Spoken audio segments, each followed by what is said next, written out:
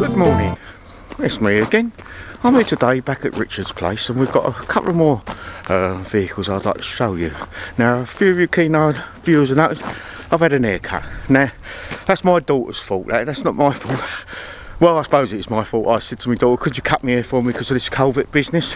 And it went a bit far. But anyway, that's another story for another day. But we've got a nice Volvo machine here to show you today, and I hope you enjoy it. And if you do like it, I know I'll keep on, but please hit that thumbs up button. It'll do the channel a world of good.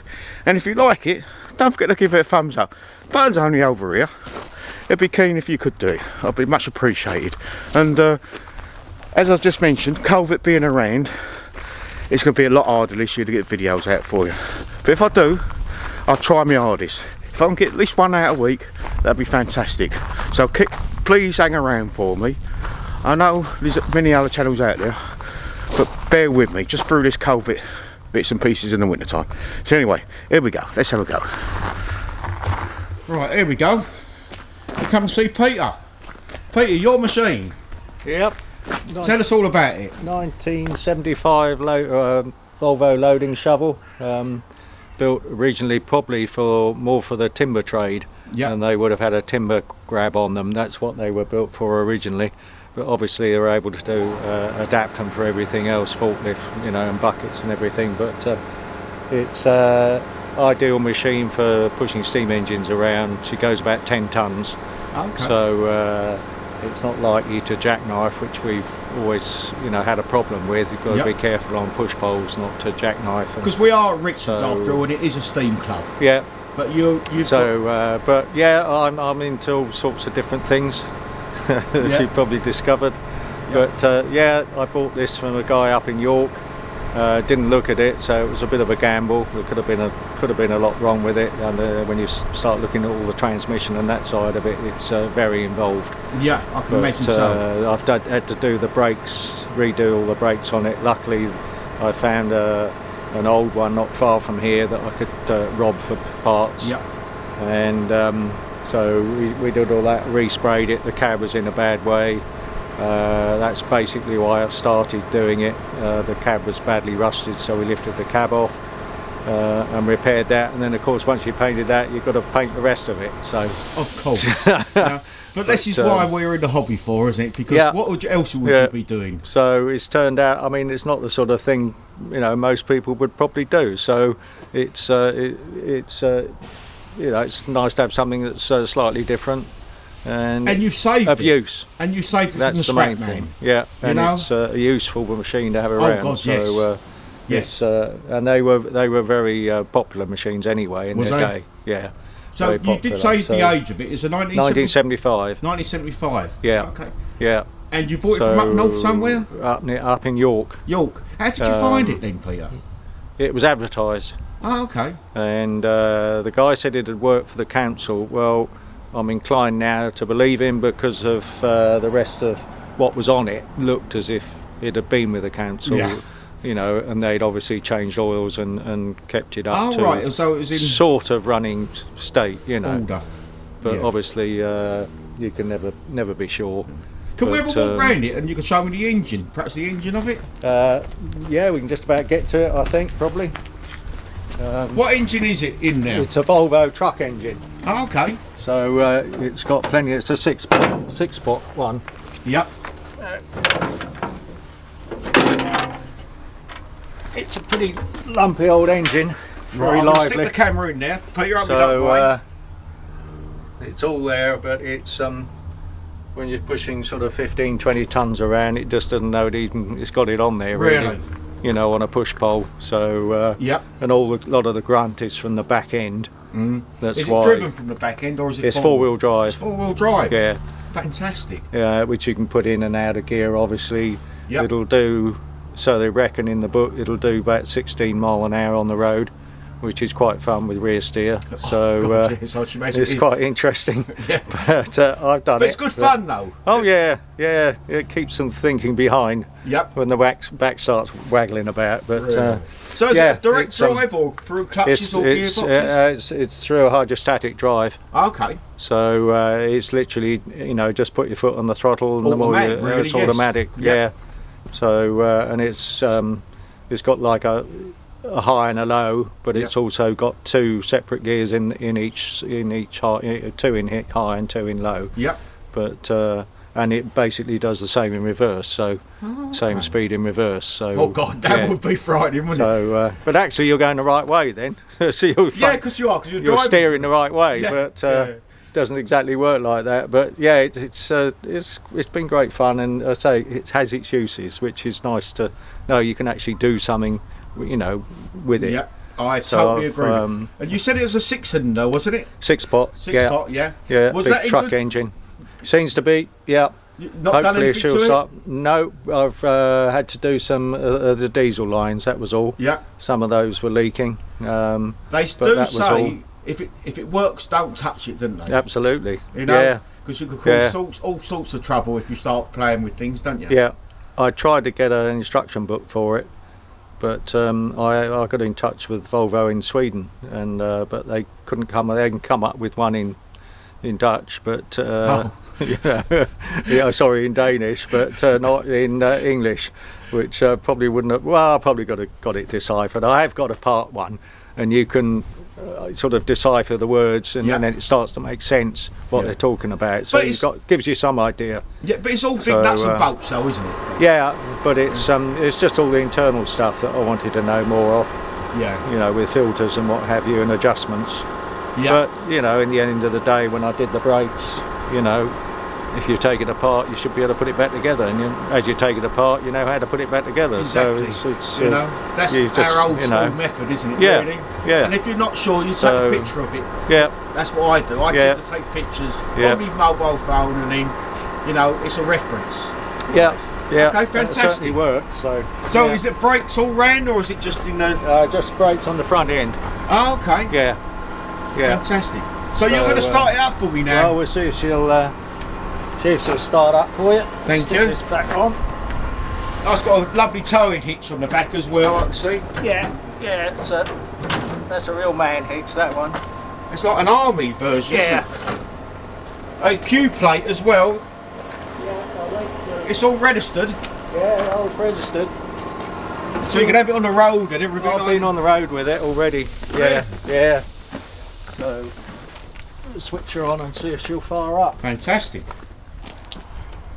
Through the front. That's a weird operation. Through the front, and the trouble is, once you're in there, once the arms are up, you can't get out. Oh, and, that's not health and safety, is it? It's really? not, but you can get out through the back window if you have to. Really? Yeah. My God. Spoke to one guy who used to drive them. They used to take the door off, right, which meant they could still get out. But you it's a frightening thought, though, isn't it? You can really? get out the back window, so it's not a problem. Let me just have a quick look inside while you're in there. Yeah. No air conditioning in there. No, it's a sort of heater system. Oh, it has got a heater system? Well, sort of. It's got a pipe that comes into the cab down the back here, and that's actually blown in by the fan of the engine. Hot air from the back end. As long as it ain't exhaust smoke blowing in from the back end. No, you've got to have a exhaust working properly. Yeah. But yeah, as I say, you can get out through the back window if you have to. It opens wide enough, does it? Yeah. Okay. Yeah, that pushes right up. But then you've got two side windows, you know, because it can be a bit of a greenhouse. You're a bigger man than me, but I think about climbing out of back windows. It sounds like no, I won't go there. I'll close you in. Right.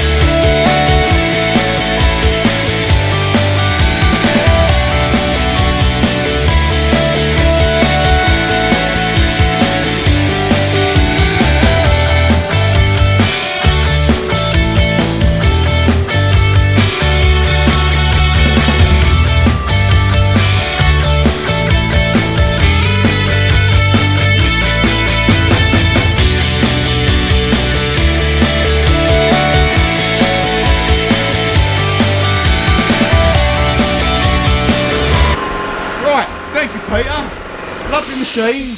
No problem. And we'll catch up with you some more of your equipment shortly, we won't might we? do, we might do shortly. Yeah, no problem. Thanks again. Okay, Cheerio. cheers.